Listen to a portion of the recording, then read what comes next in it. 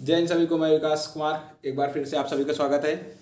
कल हम लोगों ने नदियाँ टॉपिक के बारे में बात कर रहे हैं और हम लोगों ने नदियों में सिंधु की 4 पंचम नदियों के बारे में बात कर ली है। कहाँ तक हम लोग पहुँच चुके हैं? व्यास नदी तक हम लोग पहुँच चुके हैं और आज हम लोग सतलज नदी पढ़ने वाले हैं। चलिए एक बार शुरू करने से पहले हम लोग रिवीजन कर लेते हैं। सबको पता ही है सिंधु नदी, सर्वप्रथम हम लोगों ने सिंधु नदी, उसके बाद झेलम, फिर उसके बाद हम लोगों ने चेनाब नदी के बारे में पढ़ी। चेनाब के बारे में हम लोगों ने रावी के बारे में पढ़ा, रावी के बारे में व्यास के बारे में पढ़ा। आप बताइए हमें, पंचनद नदियों में ऐसी कौन सी नदी है जिसका जल केवल भारत में ही बहता है? सिंधु की पंचनद नदियों में ऐसी कौन सी नदी है जिसका जल केवल भारत में ही बहता है? कौन सी होगी? ऐसी नदी हमारी होगी व्यास। और एक क्वेश्चन हम आपसे पूछ देते हैं, किशन गंगा किसकी सहायक नदी है? किशन गंगा हमारी झेलम की सहायक नदी है। अब हम क्वेश्चन इसमें ये बनता है, किशन गंगा नदी को पाकिस्तान में क्या कहते हैं? किशन गंगा नदी को पाकिस्तान में हम नीलम नदी के नाम से जानते हैं। उसके बाद हमारा क्वेश्चन ये बनेगा, चलिए आप ये बताइए, झेलम नदी नौकागम में कहाँ तक है? झेलम नदी नौकागम में कहाँ से कहाँ तक है? झेलम नदी हमारी नौकागम में है, ये अनंतनाग से बारामूला तक। अब हम लोग बात करने वाले हैं चेनाब नदी के बारे में। चेनाब का पुराना नाम आप लोग को आता ही होगा, हमने बताया था, अश्विनी होगा। उसके पश्चात अब हम लोग बात करते हैं सिंधु नदी के बारे में। थोड़ा एक दो क्वेश्चन कर लेते हैं। सिंधु नदी हमारी मैदानी भागों में सिंधु नदी कहाँ से प्रवेश करती है? सिंधु नदी मैदानी भागों में पाकिस्तान के चिल्लड़ से प्रवेश करती है। ठीक है, इतने क्वेश्चन हमारे हो गए और बहुत सारे क्वेश्चन होंगे, आप अपने हिसाब से देख लीजिएगा। आप MCQ सॉल्व करना शुरू कर दीजिए। यदि कोई भी ऐसा क्वेश्चन है नदियाँ इस टॉपिक से जो हम पढ़ रहे हैं, यदि बाहर जाता है आप उसको कमेंट कर दीजिए, अगले दिन आपका आंसर मिल जाएगा। चलिए फिर आज हम लोग सिंधु की लास्ट पंचम नदियों, लास्ट सहायक नदी के बारे में बात करने वाले हैं। कौन सी नदी? सतलज नदी के बारे में। ठीक है, बीच बीच में हम लोग क्वेश्चन करते रहेंगे, जितना हम लोगों ने पढ़ लिया है आप अपने आप जवाब ढूंढते रहिएगा, आपको सब पता ही है। चलिए ठीक है, शुरू करते हैं आज हम लोग सतलज नदी के बारे में। सतलज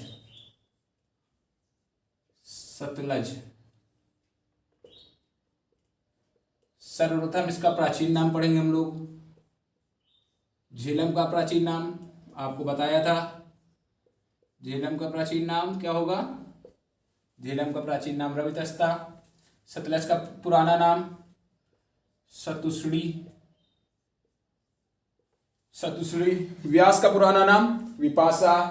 अब आप हमें ये बताइएगा, ये सिंधु नदी का प्राचीन नाम हमने आपको बता दिया था, सतुसड़ी। यह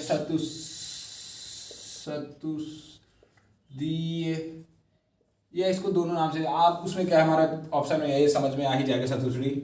उसके पश्चात ये निकलती कहाँ से ये जान लेते हैं हम लोग। उद्गम लिख देते हैं यहाँ पे हम, उत्पत्ति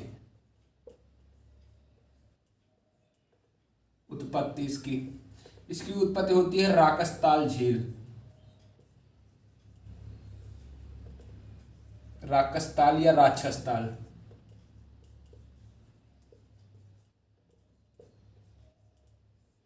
यहाँ पे एक हमारा ये क्वेश्चन बनेगा, इसमें मोस्ट इंपॉर्टेंट क्वेश्चन हमारा बन सकता है कि ऐसी कौन सी नदी है सिंधु की पंचनद नदियों में जिसका उद्गम भारत में नहीं होता है?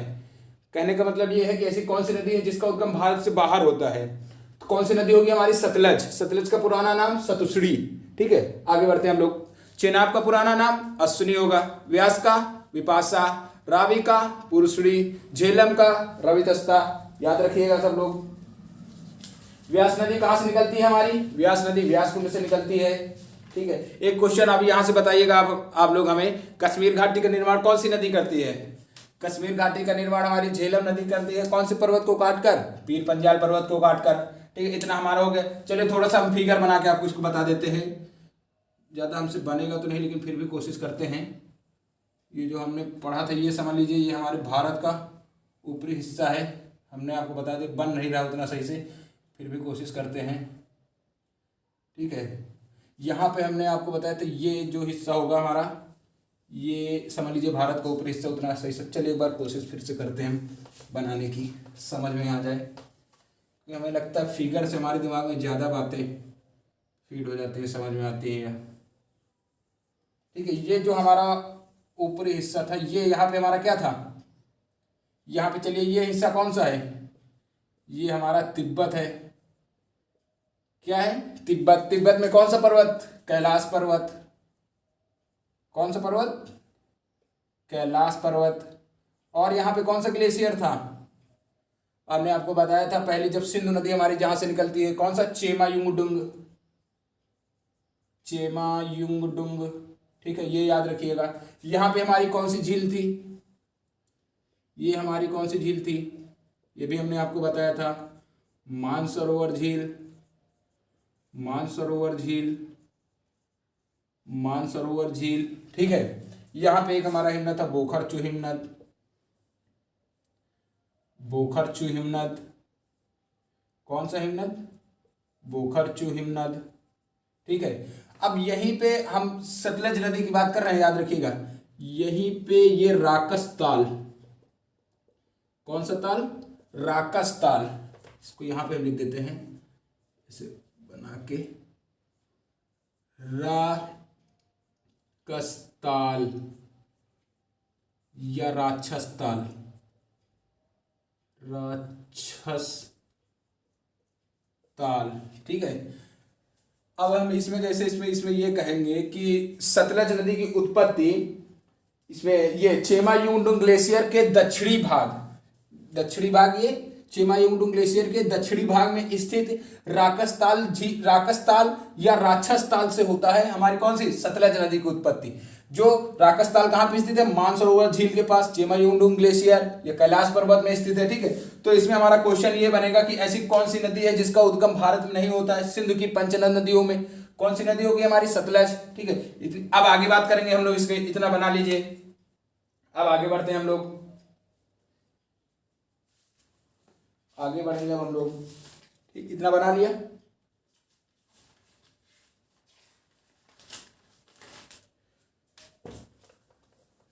अब हम सतलज के इंपॉर्टेंट पॉइंट लिखने वाले हैं, आप लोग चाहिए तो नोट कर सकते हैं।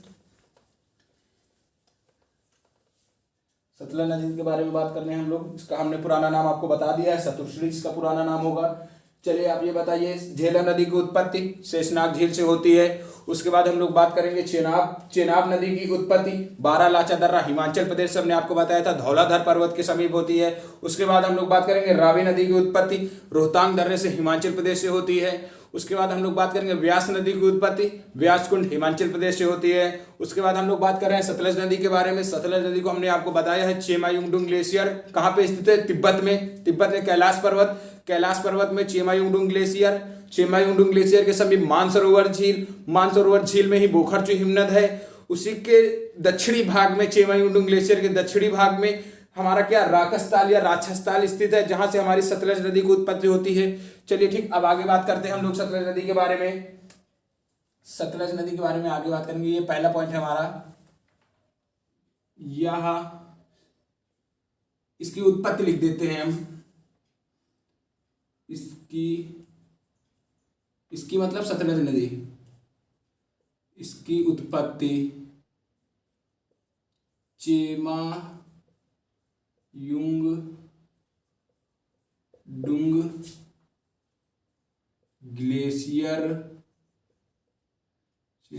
ग्लेशियर के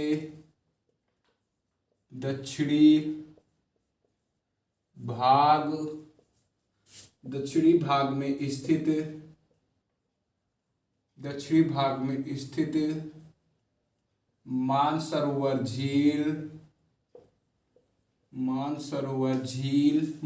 झील के स्थित हमारा कौन सा तालाब है? राकस ताल। मानसरोवर झील के समीप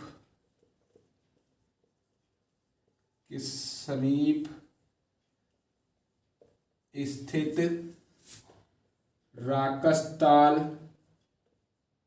कौन सा ताल?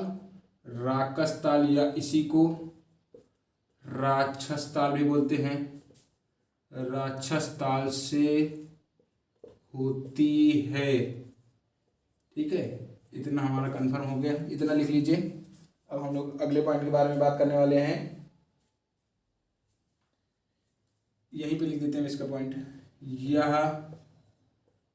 यह नदी सिपकिला दर्रा, कौन सा दर्रा?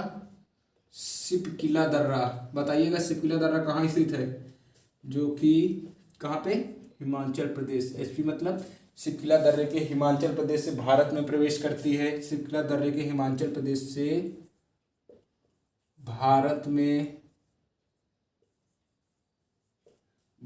में प्रवेश करती है, भारत में प्रवेश करती है। चलिए इतना बना लीजिए, फिर हम लोग आगे बढ़ेंगे।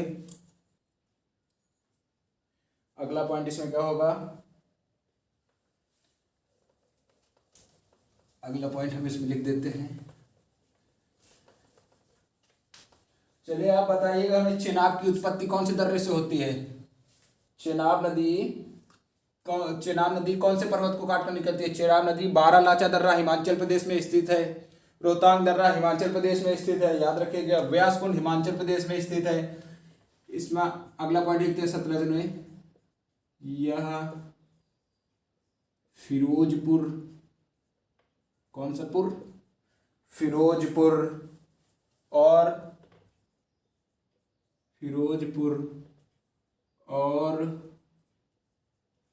फजीदा के बीच, फिरोजपुर और फजीदा के बीच भारत व पाकिस्तान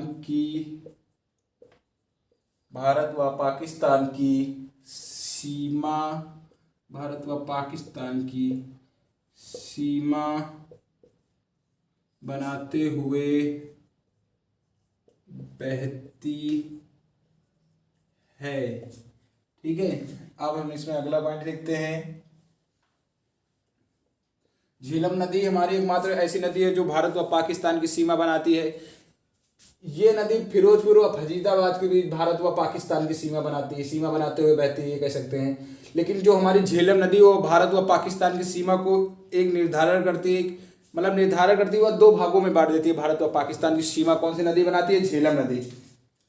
इसका सतलज नदी हमारी कहाँ से निकलती है, राक्षसताल या राकसताल कहाँ पे स्थित है, मानसरोवर कहाँ पे स्थित है, चिमायुंगडुंग ग्लेशियर कहाँ स्थित है, कैलाश पर्वत कहाँ, तिब्बत। अब इसका तिब्बत में क्या नाम होगा वो भी हम आपको लिख देते हैं। सतलज को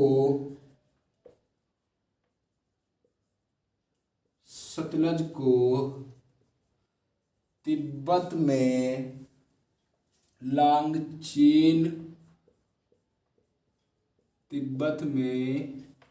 लांगचेन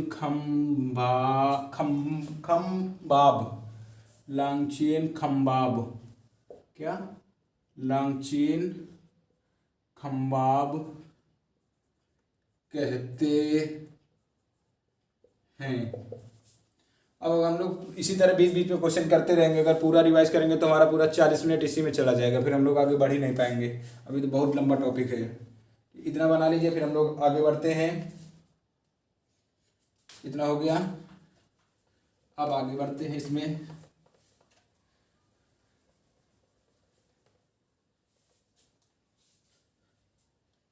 चेनाब किसमें मिलती है, आप बताइएगा। कल हमने आप लोगों को बताया था चेनाब सतलज के साथ मिलकर बहती है। सतलज में अगला पॉइंट लिखते हैं हम लोग, यह पंचनद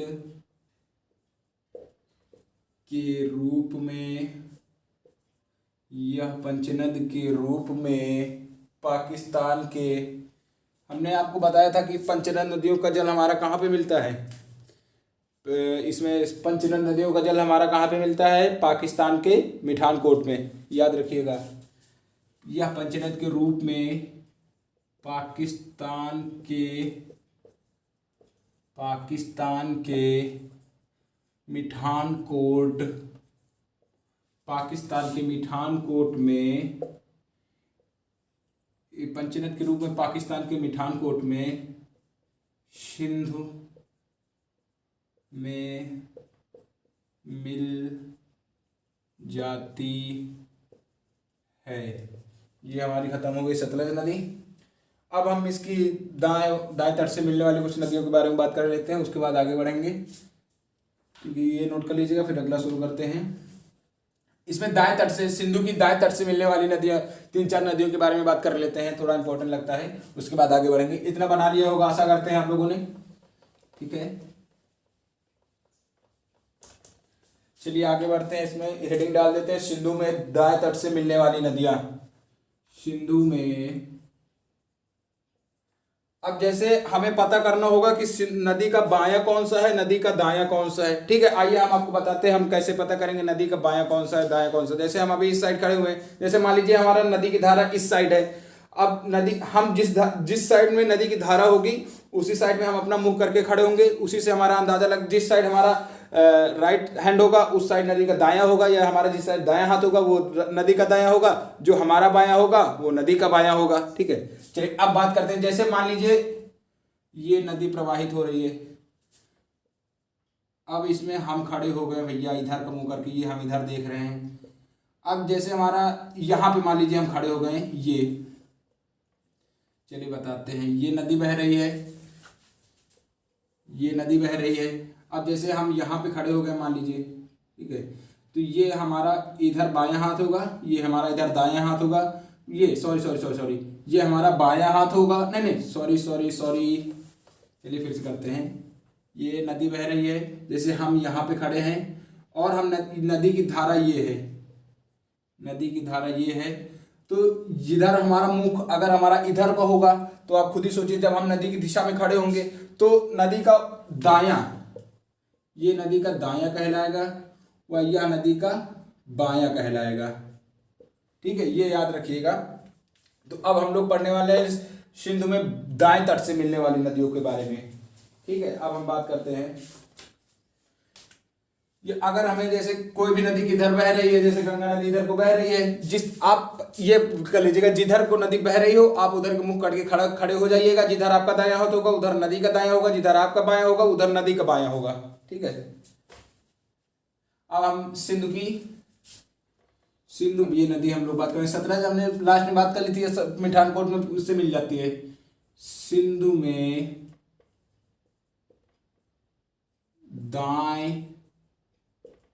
दायां है, ये दाएं तट से, सिंधु में दाएं तट से मिलने वाली नदियां, पहली नदी इसमें हम लोग पढ़ेंगे, पहली नदी हमारी कौन सी होगी, श्योक नदी। कौन सी, श्योक नदी। अब हम लोग ये इसका सिंधु नदी प्रणाली जो हमने सबसे पहले हेडिंग डाली थी उसके एंडिंग पॉइंट की ओर बढ़ रहे हैं। इसके बाद हमारा गंगा नदी प्रणाली शुरू होगा, उसके बाद ब्रह्मपुत्र नदी प्रणाली, उसके बाद हम लोग प्रायद्वीपीय नदियों में आ जाएंगे। अब हम लोग श्योक नदी के बारे में 1-2 पॉइंट लिख देते हैं। चलिए इसका हम आपको बताते हैं। इसका उद्गम होता है रिमो गलियारे से होता है, रिमो गलियारे, इसका उद्गम रिमो गलियारे से होता है श्योक नदी का। चलिए हम लिख देते हैं इसके बारे में, इसका उद्गम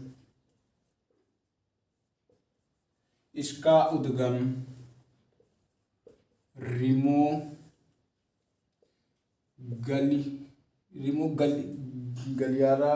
ग्लेशियर होगा, सॉरी रिमो गलियारा नहीं, रिमो ग्लेशियर होगा, रिमो ग्लेशियर, ठीक है।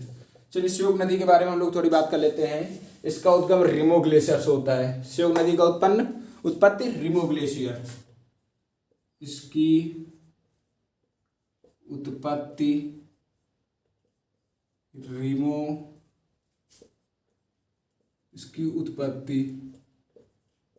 रिमो ग्लेशियर से होती है। श्योक नदी की उत्पत्ति रिमो ग्लेशियर से होती है।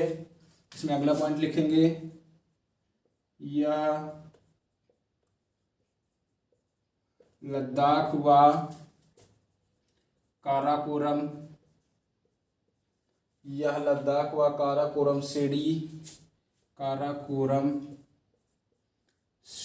के मध्य प्रवाहित होती है। यह कौन सी 2 श्रेणियों के मध्य प्रवाहित होती है? काराकोरम और लद्दाख श्रेणियों के मध्य प्रवाहित होती है। चलिए आप हमें बताइएगा सिंधु नदी कौन सी 2 श्रेणियों के मध्य प्रवाहित होती है? याद होगा आप लोगों को, हम बता देते हैं, सिंधु नदी हमारी लद्दाख व जास्कर शेडो के मध्य प्रवाहित होती है। इतना हमारा हो गया। अब इसमें अगला पॉइंट लिख देते हैं। कौन सी नदी हम लोग पढ़ रहे हैं? श्योक नदी। श्योक नदी की उत्पत्ति रिमो गलियारे से होता है। अब यह कौन सी? श्योक नदी सिंधु श्योक नदी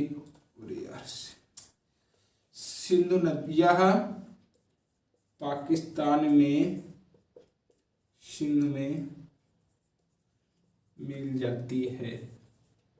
पाकिस्तान में सिंध में मिल जाती है। इतनी बात हम लोगों ने कर ली। चलिए अब आगे बढ़ेंगे इसके बारे में। इतना बना लीजिए, स्क्रीनशॉट ले लीजिए। फिर हम लोग अगली नदी के बारे में बात करने वाले हैं, नुब्रा नदी। कौन सी? नुब्रा नदी। और ये इसमें जो नुब्रा नदी होगी ये श्योक की सहायक होगी। नुब्रा नदी श्योक की सहायक नुब्रा नदी। उसका उद्गम कहाँ से होता है? सियाचिन ग्लेशियर से। श्योक की सहायक नुब्रा नदी। नुब्रा नदी का उद्गम सियाचिन ग्लेशियर। ठीक है, अब हम लोग आगे बढ़ते हैं। श्योक की उत्पत्ति रिमो ग्लेशियर। रिमो गलियारा ना कर दीजिएगा, रिमो ग्लेशियर। रिमो ग्लेशियर से कौन सी नदी की उत्पत्ति होती है? श्योक नदी। नुब्रा नदी किसकी सहायक नदी है? श्योक नदी की सहायक। नुब्रा की उत्पत्ति सियाचिन ग्लेशियर। ठीक है, अब आप बताइएगा। ओ सॉरी, ये हमने ये हेडिंग भी साफ कर दी। सिंधु की दाएं तट से मिलने वाली नदियां। अभी हम पूछने जा रहे थे, ये झेलम नदी कौन सी घाटी का निर्माण करती है? झेलम नदी कश्मीर घाटी का निर्माण करती है। कौन से पर्वत को काटकर? पीर पंजाल पर्वत को काटकर। अब बताइएगा, झेलम नदी कौन सी झील में मिल के पुनः आगे बढ़ती है? भारत की सबसे बड़ी मीठे पानी की झील कौन सी है? भारत की सबसे बड़ी मीठे पानी की झील वुलर झील। अब इसमें हम लोग कौन सी नदी पढ़ चुके हैं? श्योक नदी। श्योक नदी की उत्पत्ति रिमो ग्लेशियर या पाकिस्तान में सिंधु नदी से मिल जाती है। श्योक की सहायक के बारे में हम लोग पढ़ने वाले हैं, नुब्रा नदी। कौन सी नदी? नुब्रा नदी। यह श्योक की सहायक नदी है। अगला पॉइंट इसमें हम इसका उद्गम लिख देते हैं। नुब्रा नदी का उद्गम सियाचिन ग्लेशियर। कौन सा? सियाचिन ग्लेशियर। सियाचिन ग्लेशियर। इतना बना लीजिए। अब अगली नदी हम लोग पढ़ने वाले गिलगिट नदी। ये हो गई। अब ये बना लिया। चलिए हम लोग आगे बढ़ते हैं। 1 2 3।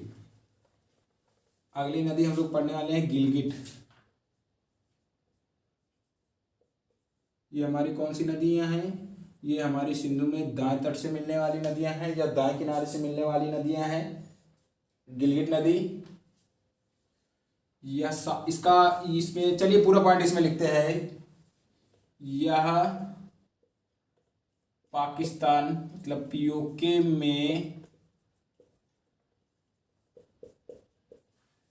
में लद्दाख क्षेत्र में स्थित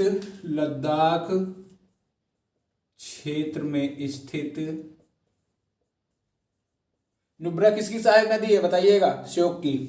याद रखिएगा। यह पीओके में लद्दाख क्षेत्र में स्थित सांद्रुल झील। कौन सी? सांद्रुल झील क्षेत्र में स्थित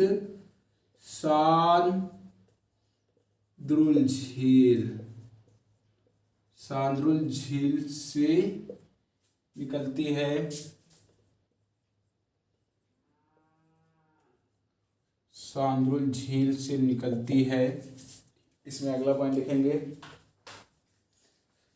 यह सांद्रुल झील से निकलती है और सिंध में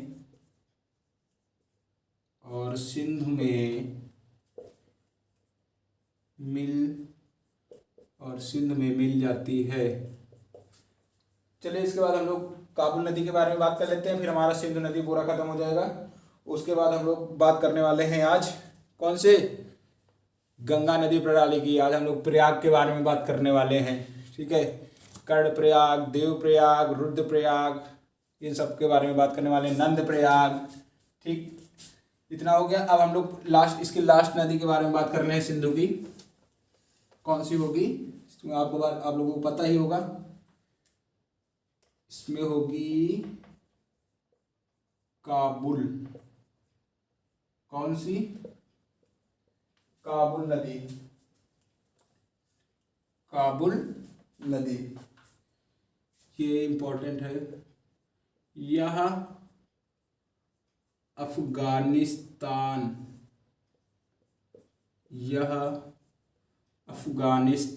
के, याद रखिएगा,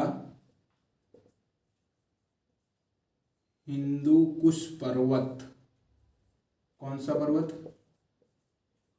हिंदू कुश पर्वत से निकलकर, यह हिंदू कुश पर्वत से, यह हिंदू कुश पर्वत से निकलकर पाकिस्तान होते हुए, यह हिंदू कुश पर्वत से निकलकर पाकिस्तान होते हुए, यहाँ लिख देते हैं POK, होते हुए, पाकिस्तान होते हुए सिंध में मिल जाती है। चलिए काबुल की सहायक, इसमें चलिए लिखा देते हैं, 2 पॉइंट है इसमें। स्वात और कुनार इसकी सहायक नदियां हैं काबुल की। स्वात व कुनार काबुल की सहायक नदियां हैं, ठीक। ये हमारा खत्म हो गया। एक छोटा सा पॉइंट बचा है, 3-4 नदियों, गोमर, सिंगार, हुंजा, ये सब 3 नदियां हैं इसमें। इधर लिख देते हैं हम, ये इधर लिख देते हैं गोमज। कौन सी? गोमज, सिंगार नहीं, इसमें गोमज नहीं होगा, इसमें गोमल, सिंगाज, गोमज या सिंगार, गोमज या सिंगार या हुंगा, गोमज, सिंगार, गोमल, सिंगार, हुंगा आदि भी सिंध की सहायक है, आदि भी सिंध की सहायक हैं। चलिए बताइएगा, नुब्रा किसकी सहायक नदी है? नुब्रा नदी श्योक की सहायक नदी है। नुब्रा नदी का उद्गम कहाँ से होता है? नुब्रा नदी का उद्गम सियाचिन ग्लेशियर से होता है। उसके बाद हम लोग बात करेंगे कौन से? श्योक नदी की। श्योक सिंधु के दाएं तट से मिलने वाली नदी है। श्योक नदी की उत्पत्ति रिमो ग्लेशियर से होता है, ठीक है। चलिए ये इतना बना लीजिए, फिर अब हम लोग आगे बढ़ते हैं। यदि आप लोग चाहें तो थोड़ा हम लोग रिवीजन भी कर लें कल जितना पढ़ा है, फिर उसके बाद हम लोग आगे बढ़ते हैं। सर्वप्रथम सिंधु नदी से थोड़ा सा कर लेते हैं, इसको हम साफ कर देते हैं। काबुल की उत्पत्ति, काबुल नदी की उत्पत्ति कहाँ से होती है? काबुल नदी की उत्पत्ति अफगानिस्तान के हिंदू कुश पर्वत से होती है, ये हमारा हो गया। सिंधु नदी भारत में कौन से स्थान से प्रवेश करती है? सिंधु नदी भारत में दमचौक से प्रवेश करती है। सिंधु नदी के किनारे भारत का कौन सा शहर स्थित है? सिंधु नदी के किनारे भारत का लेह स्थित है। श्रीनगर किसके किनारे स्थित है? आप बताइएगा। श्रीनगर को किसने बसाया था, ये बताइएगा। श्रीनगर हमारा झेलम नदी के किनारे स्थित है। श्रीनगर को अशोक सम्राट अशोक ने बसाया था। उसके पश्चात आप बताइएगा, ये इसके चेनाब नदी की उत्पत्ति कहाँ से होती है? चेनाब नदी की उत्पत्ति धौलाधार पर्वत, बारालाचा दर्रा, हिमाचल प्रदेश से होती है। उसके बाद हम लोग बात करेंगे ऐसी कौन सी नदी, पंचनद में सबसे छोटी नदी कौन सी है हमारी, जिसका जल केवल भारत में ही बहता है? कल हमने आपको बताया था व्यास नदी का जल केवल भारत में बहता है। यह पंचनद की सबसे छोटी नदी होती है, जिसकी उत्पत्ति हमारी व्यास कुंड से होती है। उसके पश्चात हम लोगों ने अभी सतलज की बात की। अब आप बताइएगा सतलज का पुराना नाम, सतलज का प्राचीन नाम, सतलज का प्राचीन नाम हमारा सतश्री होगा। चलिए एक बार लाइन से याद कर लेते हैं हम लोग। झेलम का पुराना नाम रवितस्ता, चेनाब का पुराना नाम अश्विनी, रावी का पुराना नाम पुरुषड़ी, उसके बाद हमारी आएगी व्यास नदी, व्यास का पुराना नाम विपाशा। उसके पश्चात हमारी आएगी सतलज नदी, जो हमने अभी आपको बताया है, सतलज का पुराना नाम शतुश्री। ठीक है, ऐसी कौन सी नदी है, पंचनद में ऐसी कौन सी नदी है जिसकी उत्पत्ति भारत में नहीं होती है, भारत से बाहर होती है, वह कौन सी नदी है, सतलज नदी है, जिसके बारे में हमने अभी पढ़ा है। सिंधु नदी, पाकिस्तान का कौन सा शहर सिंधु नदी के किनारे स्थित है, पाकिस्तान का कराची सिंधु नदी के किनारे स्थित है। सिंधु नदी अटक में कौन से सिंधु नदी मैदानी भागों में कहाँ से प्रवेश करती है, सिंधु नदी मैदानी भागों में पाकिस्तान के अटक से प्रवेश करती है। चलिए और भी बातें हम लोग करेंगे, जो इसी तरह बीच में रिवाइज करते रहेंगे और आगे बढ़ते रहेंगे। चलिए आप बताइएगा, झेलम नदी कौन सी झील में मिलकर आगे बढ़ती है, झेलम नदी हमारी वुलर झील में बढ़कर आगे बढ़ती है। चलिए अब हम लोग बात करने वाले हैं गंगा नदी तंत्र। कौन सी नदी तंत्र, गंगा नदी तंत्र में हम लोग आ गए हैं, गंगा नदी तंत्र। कौन सा, गंगा नदी तंत्र। ठीक है, चलिए आज हम लोग इसमें बात करेंगे गंगा नदी कौन से प्रयाग से मिलकर आगे बढ़ती है, गंगा नदी का नाम गंगा नदी कहाँ से पड़ता है, कौन सी दो नदियों के संगम से यह गंगा नदी बनती है। ठीक है, ये सब बातें हम लोग करेंगे और आगे बढ़ेंगे। ठीक है, चलिए इसको हम लोग कल शुरू करेंगे, गंगा नदी तंत्र। आज थोड़ा जाना है या कुछ कह लीजिए, थोड़ा घर में प्रोग्राम है। चलिए फिर आज क्लास को यहीं तक रखते हैं, मिलते हैं कल हम लोग गंगा नदी तंत्र के साथ। तो तब तक आज सब लोग याद करे रहिएगा। और एक हमें इसका बताइएगा, सतलज का पुराना नाम, सतलज का पुराना नाम बता दीजिएगा। उसके बाद बताइएगा व्यास की उत्पत्ति। ठीक है, चलिए दोस्तों आज की क्लास को यहीं तक रखते हैं, कल मिलते हैं फिर। हमारी आज की ये तीसरी क्लास थी, कल हमारी चौथी क्लास होगी। कल हम लोग पढ़ेंगे गंगा नदी तंत्र के बारे में, धुआंधार तरीके से आगे बढ़ते हुए चलेंगे। चलिए सभी को मेरा नमस्कार, जय हिंद।